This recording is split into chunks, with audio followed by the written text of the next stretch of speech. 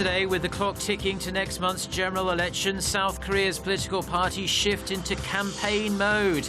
We take a look at their pledges and goals.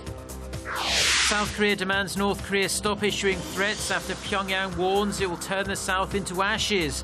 The North has accused Seoul of hurting the dignity of its leader, Kim Jong-un. First, more than 60 people, mainly women and children, have been killed in a suicide bombing in the Pakistani city of Lahore. The Taliban claims responsibility. Stay tuned for these stories and more.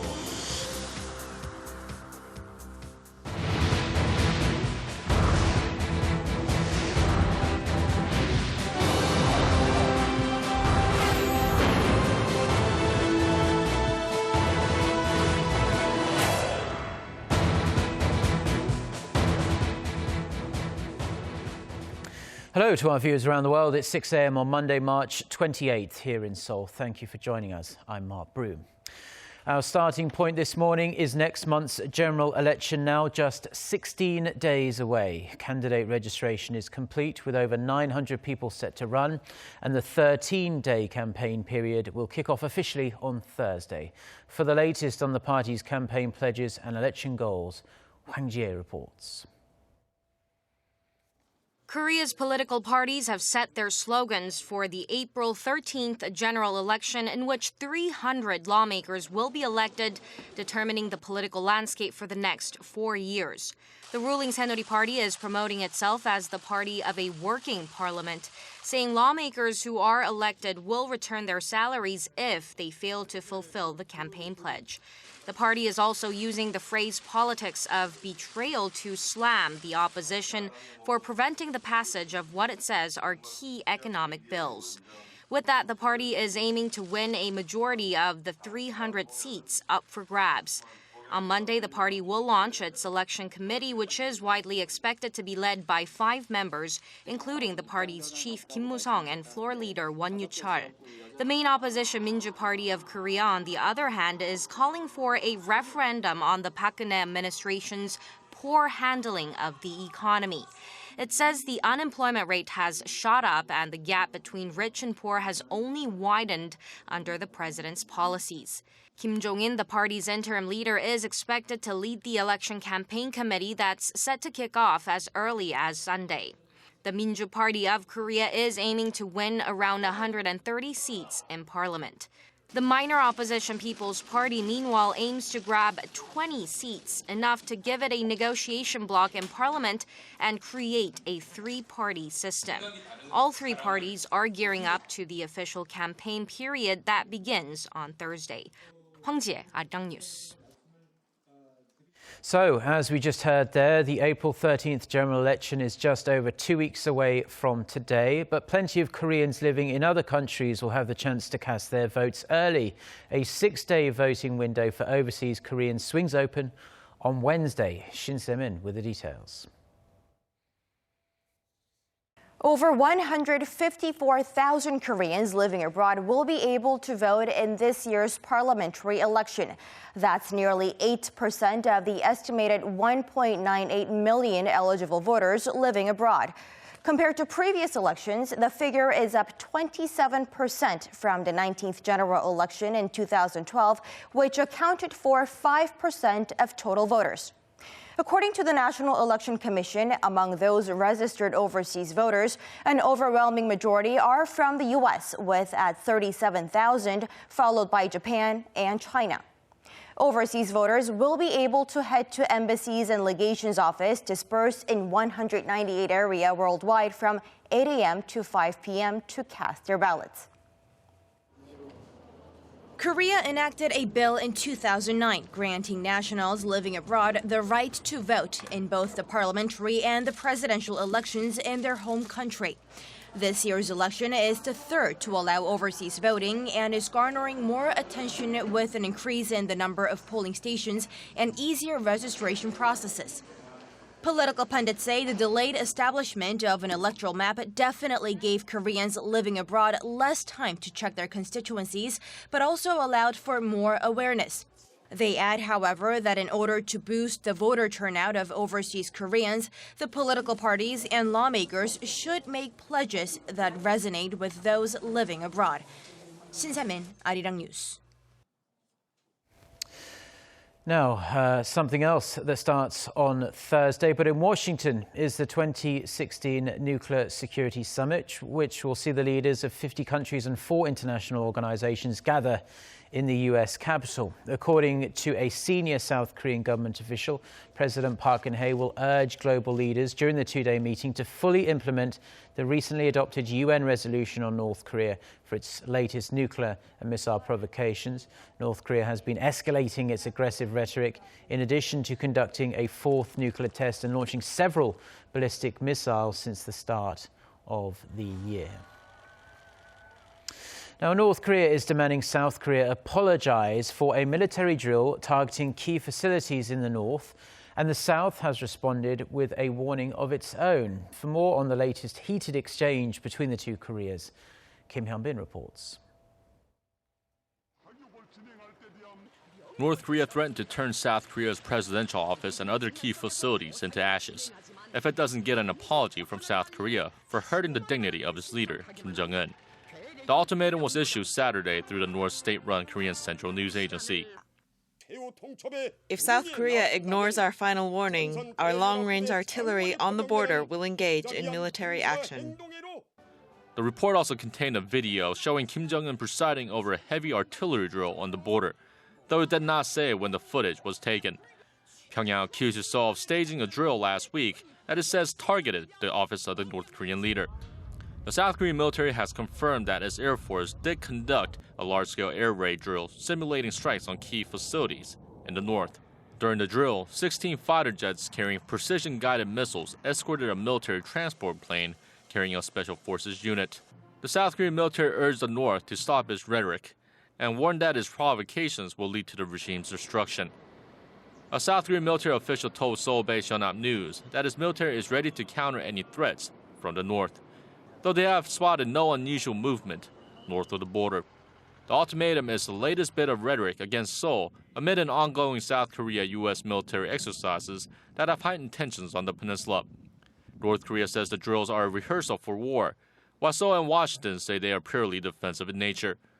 The North has made similar threats to destroy South Korea's presidential office in the past, but has never followed through with military action. The drills between Seoul and Washington are scheduled to run through end of April. Kim Hyun-bin, RIA News.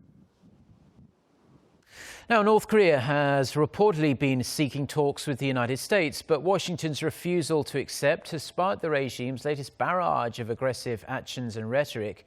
Russian news agency RIA Novosti quotes a source within Russia's foreign ministry as saying that North Korea has test-fired missiles every time the US has rebuffed its proposals for dialogue.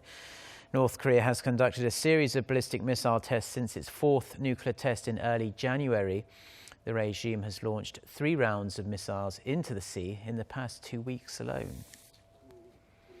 Now, some South Korean victims of Japan's wartime sexual slavery have filed a petition against the Korean government in protest of last year's landmark agreement with Tokyo, resolving their decades-long dispute. The civic group Lawyers for a Democratic Society says it filed the appeal as a representative of the 29 Korean victims who are still alive and the families of 8 who have died. The organization says the settlement is unconstitutional because it left the victims out of the negotiation process. Under the deal, Japan apologized and agreed to provide roughly $9 million for a foundation Korea will establish to support the surviving victims. Now, it's been more than 3 months since the Korea-China Free Trade Agreement came into effect, and some Korean exporters have already been reaping the rewards. The Korea International Trade Association says 4% of exports benefited from lower import duties in the first month the deal was in effect, but that figure had jumped to 20% by the second month. Now, the report says Korea's electronics products led the way, followed by metal, tools, textile and clothing. However, China's non-tariff barriers are around 4 times as broad as Korea's, which experts say could erode the benefits of the trade pact at some point, and this has prompted policymakers to launch a bilateral working group to attempt to tackle the problem. At least 65 people have been killed and hundreds more injured by a bomb blast at a busy park in the Pakistani city of Lahore. Police say a suicide bomber detonated explosives close to a children's playground, an area full of families celebrating Easter Sunday. Many of the victims are women and children. A local faction of the Taliban has claimed responsibility for the attack and said the target was Pakistan's small Christian population. The Pakistani government has condemned the attack, which struck in the heart of Prime Minister Nawaz Sharif's political power base.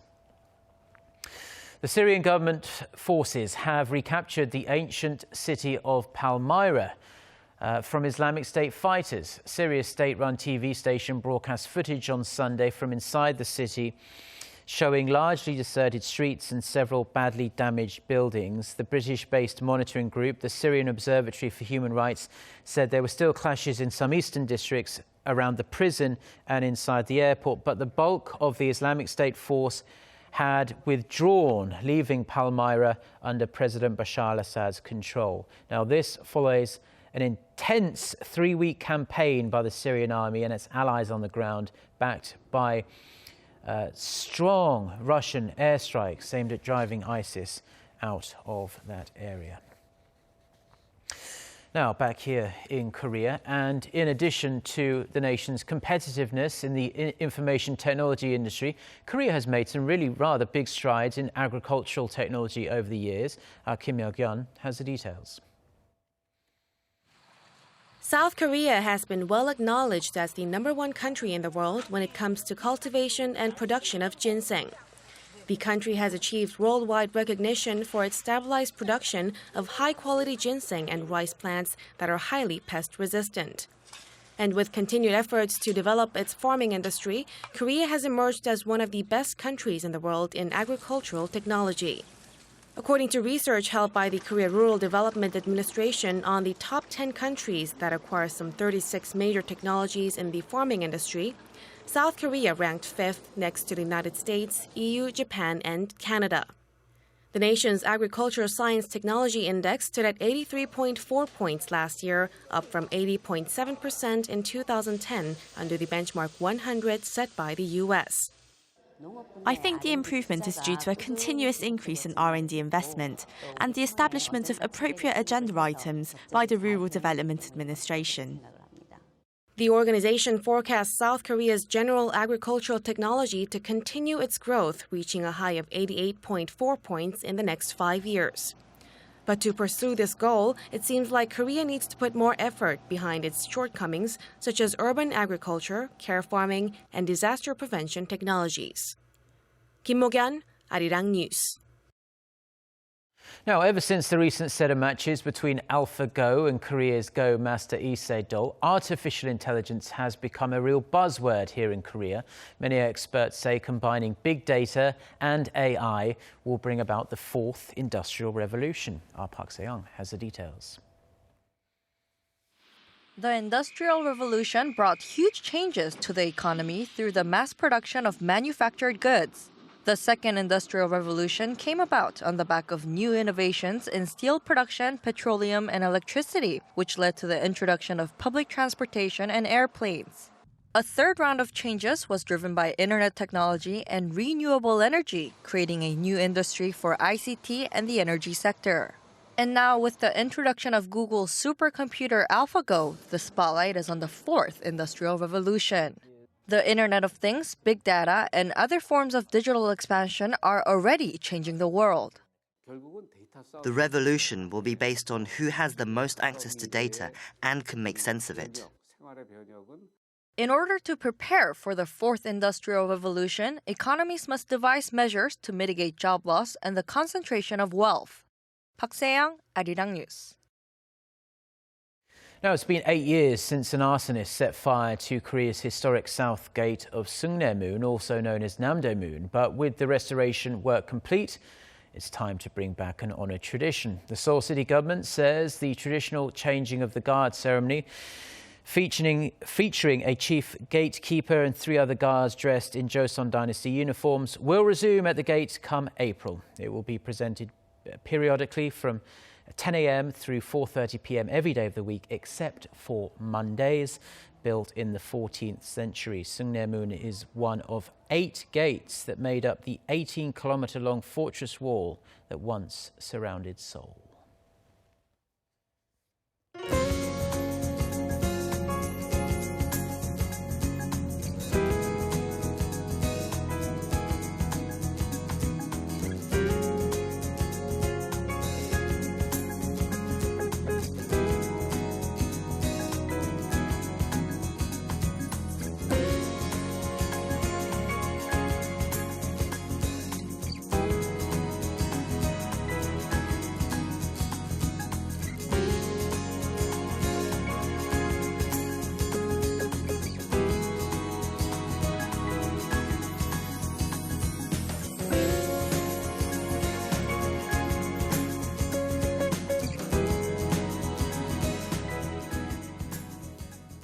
Well, that's all we have for now on this Monday morning here in Seoul. I'm Mark Broom. Thank you as always for tuning in, and we'll be back throughout the day with many more newscasts. So until then, goodbye.